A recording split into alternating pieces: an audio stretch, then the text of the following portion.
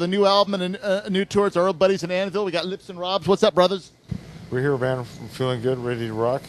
San Francisco is always a great town. San Francisco, oh yeah. I love it. Always have.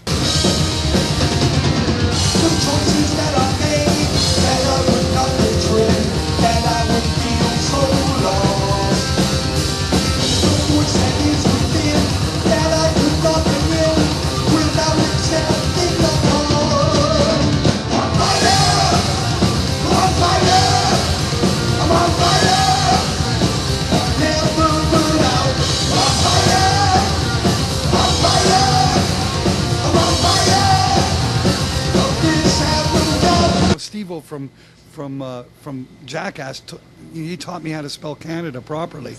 C-A-N-A-D-A. Yeah. That's your 14th album out, Juggernaut of Justice. This, of course, album was the point in our careers, if ever. We got to stand up and get counted. Right. You know, when we wrote the material, that was the attitude. And when it came time to get it produced, we needed to step forward. Mm-hmm. That's why we didn't go back with the same producer. Not to say that Chris Tangarides is a bad producer. Yeah. Come on, man. Painkiller, Thin Lizzy stuff. But what we needed was a new perspective, because all that we could hope for was be the same continuing thing, which is, that's okay, but we needed to, just like with the music, we needed to step another step forward.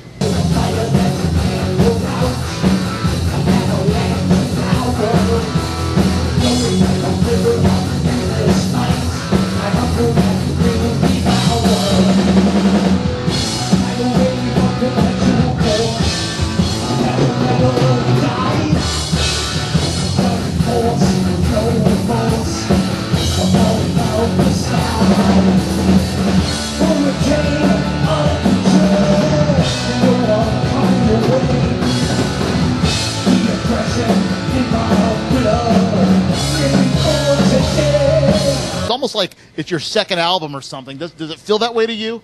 Yes, actually it does. It's like a complete new start. I mean, the whole spiritual meaning of the number 13 to begin with is not about bad luck. 13 is actually the symbol of rebirth. Mm-hmm. And it couldn't have been more...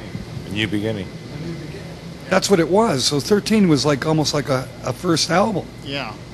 Yeah. But we felt no pressure making the new album. A lot of people go, hey man, you must have been under heavy pressure. We had no pressure. It was pure fun because we weren't really thinking that, oh man, we got to deliver. We already knew what we had. We wrote this material in 2009. Yeah, basically during the editing and the taking off of the movie, we had written all the material. So, and the reason that we did that was my intuition was the movie was going to go big and we're not going to have time. So even before the thing came out, we just started writing like madmen, like, let's get this done. And it was with such an exuberance. We knew it was going, we were going to be a lot better off than we ever have. All the peripheral crap that comes with making records was gone. Like, don't have to worry about whether we're going to get a deal or whether it's going to get released. Didn't have to worry about the finances of it, right?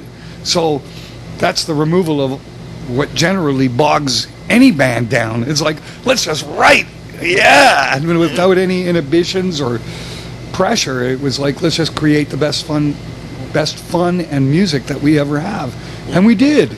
Remaining true to classic form Anvil.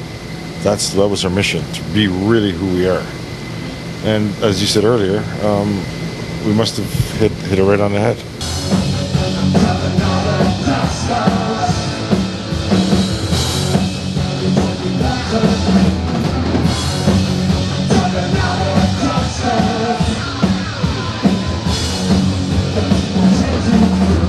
It does have a couple of cutting edge tracks. I mean, swing thing. I mean, you're inventing a new genre, swing metal. Yeah, well, so I mean that's fresh and new, and paranormal is quite cutting edge also for us. So the record does have a few really new things for Anvil, being Anvil though. Yeah. In the same time, right? Yeah. Yeah. A lot of people. We found ourselves with this record, big time.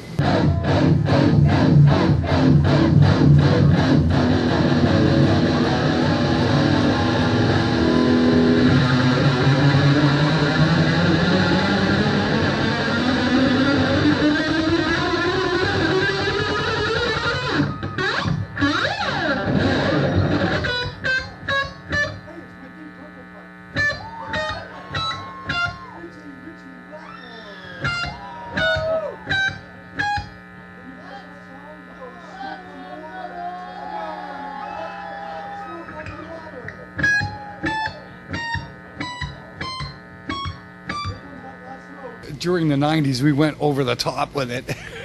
You know, when the record companies are going, doesn't matter about any kind of accessibility, just give us the heaviest shit you can come up with. Oh, yeah? Okay. And actually what happened was, particularly with the Plugged In Permanent project, we went right over the top, you know, like, and when the album came out, and particularly in Europe, the record companies getting letters from all over the place going, it's good, but it's way too heavy. So they made actually made a T-shirt that said "Too heavy for wimps."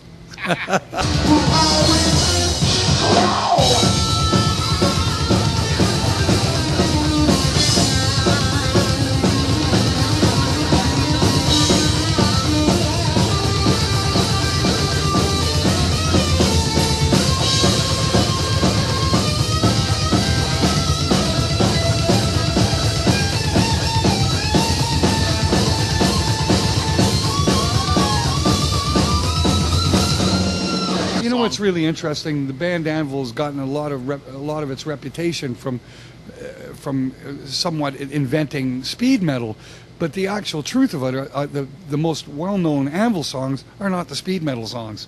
Is, you know, Metal on Metal, Forged in Fire, you know, Bullshit, right? The song Thumbhang, that's on the soundtrack to the documentary, right? Right. I mean, I tell you, when you guys finally re-recorded that, you did such an awesome job and made it a heavy metal masterpiece. It doesn't even sound like something that would have been on Hard and Heavy. It just, I guess, with the modern style, it just put such an epic metal feel, especially with that kind of like choir type of feel. It was really just epic, man. If we'd done that earlier on, like way earlier on, I don't think it would have been. That's why we didn't do it. It wouldn't have been really comprehended the way it came across later on. Like, so, you know, here it was, one of the very earliest pieces we ever wrote, and here we were, like, in our 50s doing something we were doing when we were 17. It was a very peculiar feeling. But now, having said that, a riff, when you got a good riff, it's a good riff now or 20 years from now. I love playing Thumbhang live. It's unbelievable how heavy that thing's live. Hey, Lips? Just the key of the song being in the same key as Iron Man. There are certain things That's a fun song, man. It's fun. It's metal. It's in the name of.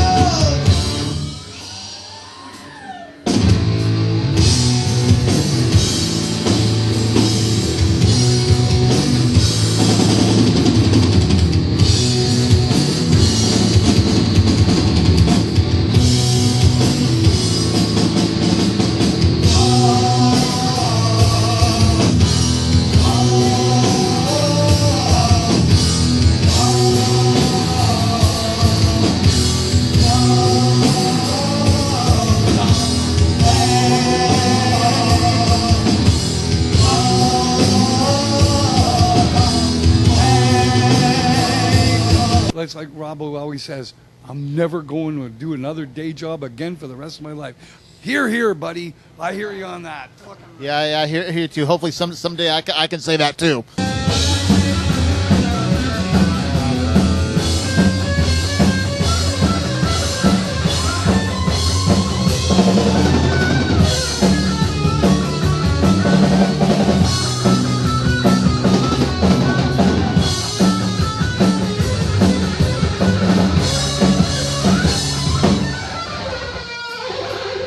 Lips is here. I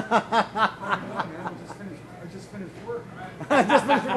Just got done. Got off of work. I just finished the Schwitz house. You know?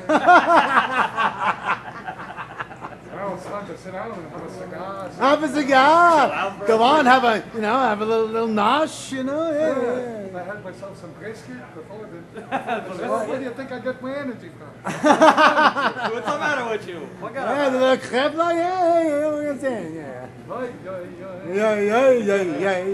She laid a guy. No.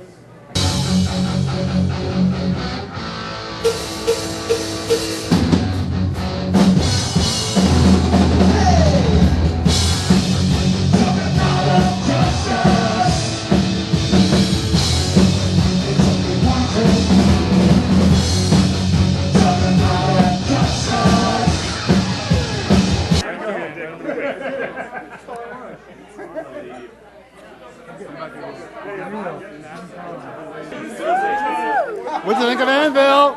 Anvil rocks! I love Robb Reiner and I love fucking Anvil. I worked for those. I wasn't looking at my CD cover signed because they were kind enough to thank us. Oh, that's right. They were kind enough to thank us on the record. Yes. Thank you, sir. What a great show, man.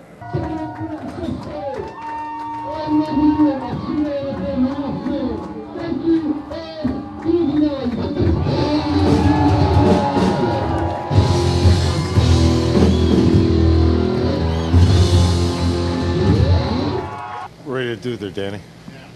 All right, I can't wait. Let's rip it up. That's right, Anvil.